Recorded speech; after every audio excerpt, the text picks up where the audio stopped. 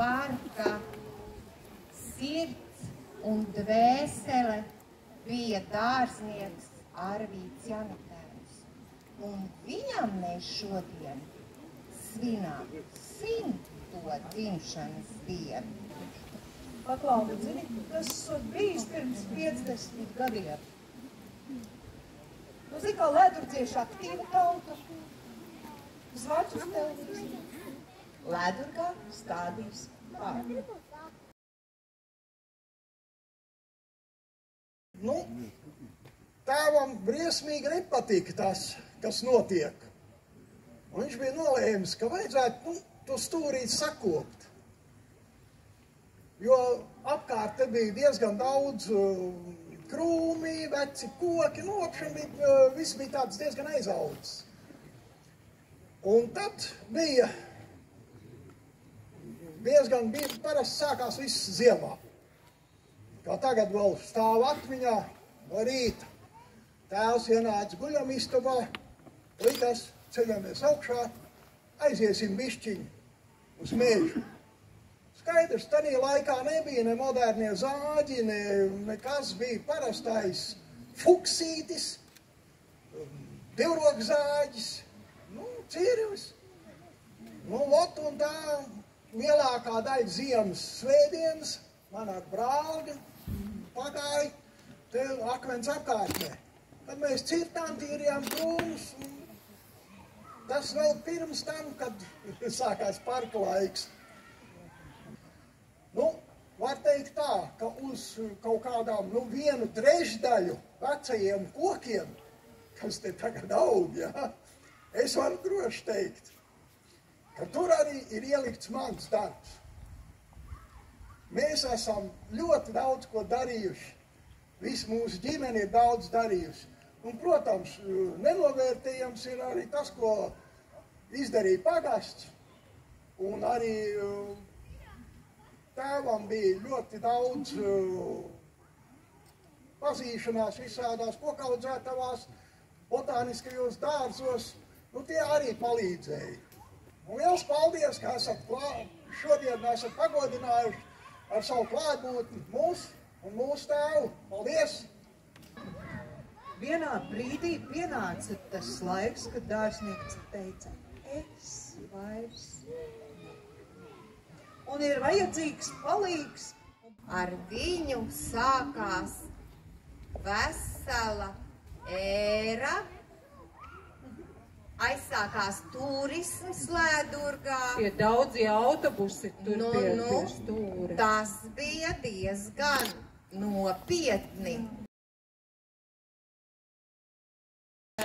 Ilze bija tā, kurai bija viss tas grūtākais faktiski ticis, jo Ilze bija tā, kas sakārtoja valstiski svarīgos papīrus šeit.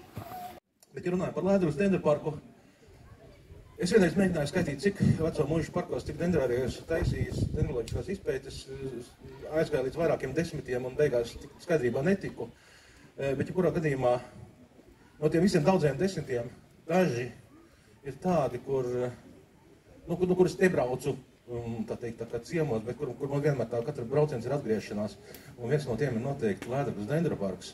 Jo es biju izstākājis vairāk kā šo centrālo daļu, bet to, ka šeit pa pamalēm, pažobelēm, mežam malām un visur, kur ir sastādīts tādas bagātības, tas arī man bija liels pārsteigums pirmā reize, kad es šeit ierados.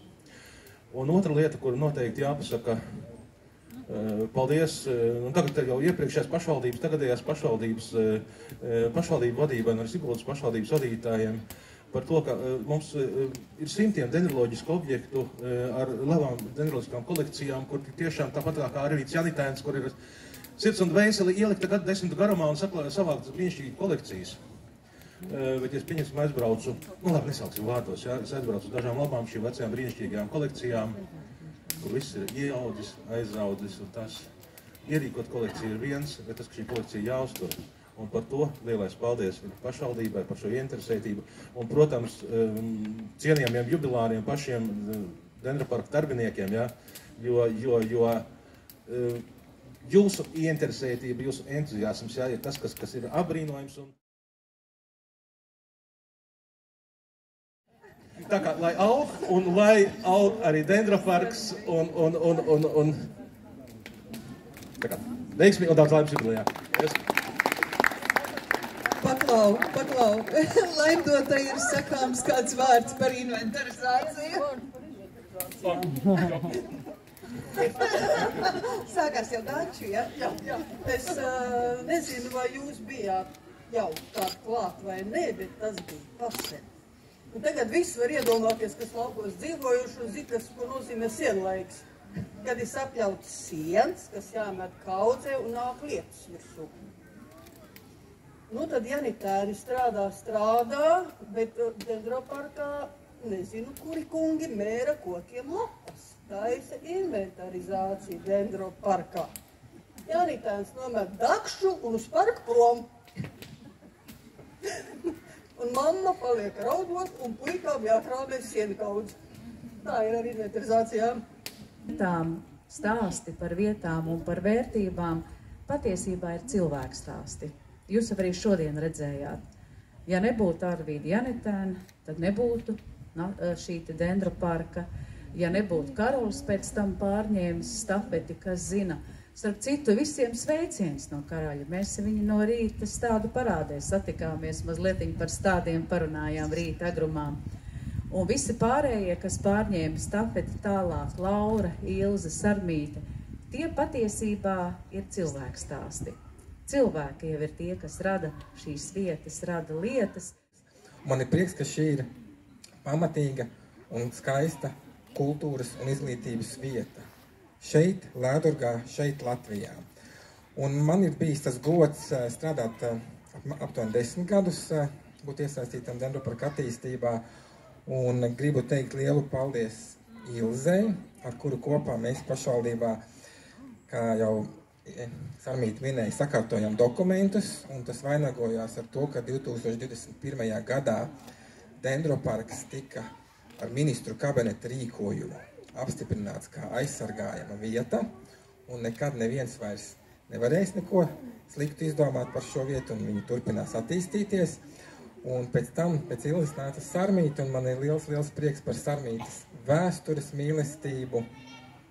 Ar starptautiskiem projektiem strādājām, ar infrastruktūras attīstību, un pēdējais man ļoti mīļais projekts, ko mēs ar Sarmīti kopā darījām, ir Vidzemes lībiskā kultūra telpa. Un arī Lēdurgas dendroparks ir ierakstīts Vidzemes lībiskajā kultūra telpā.